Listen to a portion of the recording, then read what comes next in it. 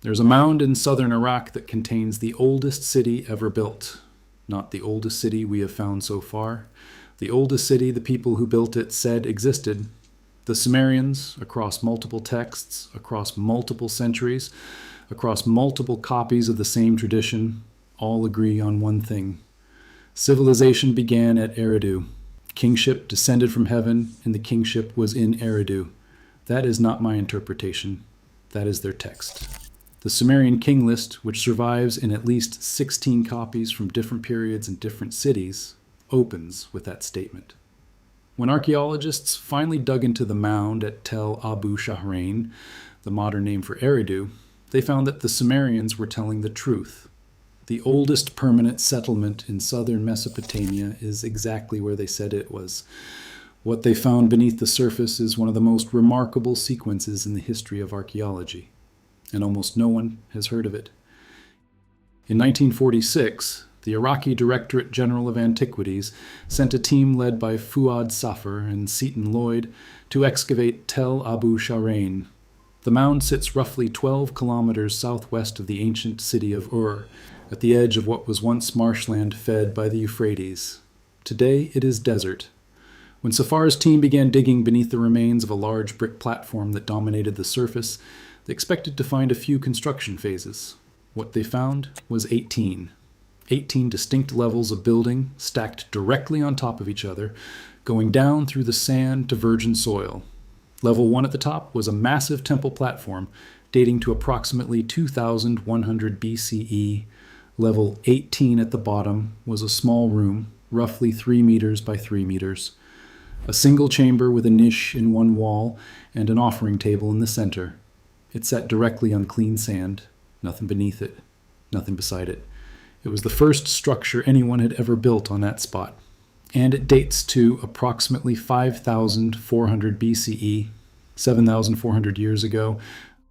I want you to understand what that sequence means. 18 times, the people of Eridu demolished or buried the existing structure and built a new one on top of it. Each time, the new building was slightly larger, slightly more complex, slightly more architecturally sophisticated, but it occupied the same footprint, it maintained the same orientation, it served the same function. From a single room to a monumental temple, the same sacred site was continuously rebuilt for over 3,000 years. That is the longest unbroken building tradition ever documented in archaeology. Nothing else comes close, not in Egypt, not in Europe, not anywhere. The same spot, the same orientation. 33 centuries of continuous architectural commitment to one location. The early levels, 17 through 15, show a gradual expansion. The single room becomes a slightly larger room. A second chamber is added. The walls become thicker. By level 11, dated to roughly 4,500 BCE, the building has become recognizably a temple. It has a central hall with rooms on either side. It has an altar platform. It has a facade decorated with regular niches, a design element that would become the signature of Mesopotamian sacred architecture for the next 3,000 years.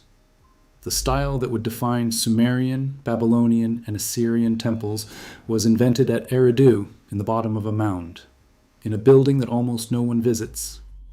And then there is what they found beside the temple. In 1948, Safar's team excavated a cemetery adjacent to the temple mound. It contained approximately 1,000 burials. The bodies were laid in brick-lined graves with grave goods, pottery, food offerings, personal objects. Some of the burials included clay vessels shaped like boats. The significance of that detail was not immediately apparent. The Sumerian texts describe Eridu as the city of Enki, the god of fresh water, wisdom, and the subterranean ocean called the Abzu. Enki's domain was water. The boat-shaped vessels in the graves are not random.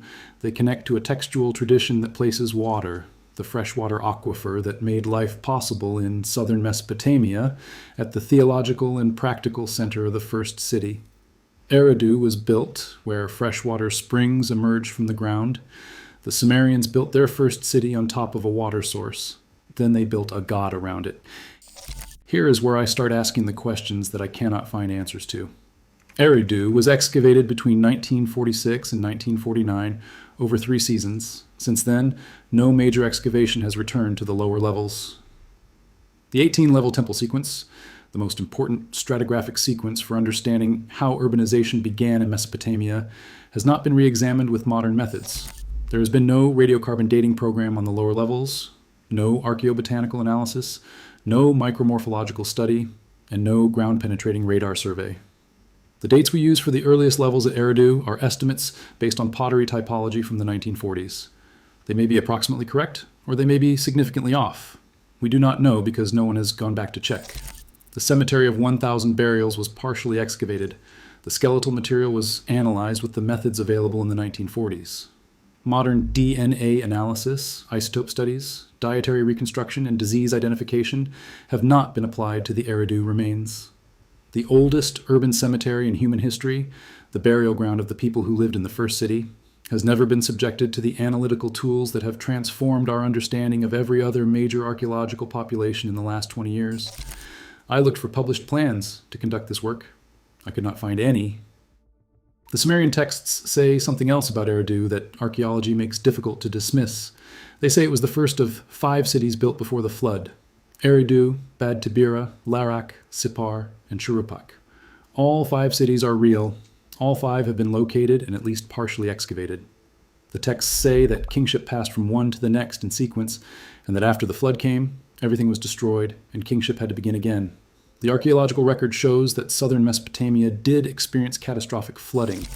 Excavations at Ur, Kish, Shuruppak, and other sites have revealed flood deposit layers, thick bands of water-laid silt that separate earlier occupation levels from later ones. Whether these deposits represent a single catastrophic event or multiple regional floods is debated. What is not debated is that the Sumerians remembered a world before the water came, and they said that world began at Eridu. There is one more detail about Eridu that the archaeological literature mentions and then moves past without adequate consideration. The lowest levels of the temple sequence contain fish bones. Large quantities of fish bones were deposited as offerings, and this continues through many of the early levels. The god Enki, whose temple this was, is associated in later Sumerian texts with the Abzu, the freshwater abyss beneath the earth, and with creatures that emerge from the water. The Babylonian tradition of the Apkallu, the 7 sages who brought knowledge to humanity, describes them as fish-cloaked beings who came from the sea near Eridu. The fish offerings at the base of the oldest temple in Mesopotamia connect directly to a textual tradition that says, "Wisdom came out of the water at this exact location." The archaeology and the mythology point to the same spot. Whether you read that as coincidence or as memory preserved in ritual is a question worth spending time on. I spent a long time looking at the published photographs of level 18, the small room at the bottom, 3 meters square, a niche in one wall, an offering table in the center, sand beneath it. That room was built by someone who chose that specific location on top of a freshwater spring at the edge of the southern marshes, and constructed the first permanent sacred building in Mesopotamia. Every temple that came after it, including the great ziggurats of Ur and Babylon, is architecturally descended from that room. The niched facade that defines Mesopotamian monumental architecture first appears in the levels above it. The organization of sacred space around a central altar, the same pattern used at Uruk and Nippur and every major Sumerian city, originates here, in a 3-meter room on virgin sand, 7,400 years ago. The mound at Tel Abu Shahrain is still there. It sits in the desert south of Nasiriyah. It is not a tourist destination. It is not well protected. The lower levels of the temple sequence have not been touched since 1949. The cemetery has not been revisited. The questions that Eridu could answer about how the first city formed, about who its people were, about what they ate and where they came from and how they organized themselves, remain unanswered because the tools to answer them have never been brought to the site. The Sumerians said civilization began at Eridu. The archaeology does not disagree. But we have barely scratched what is buried there. The first room is still in the ground. The first city is still waiting.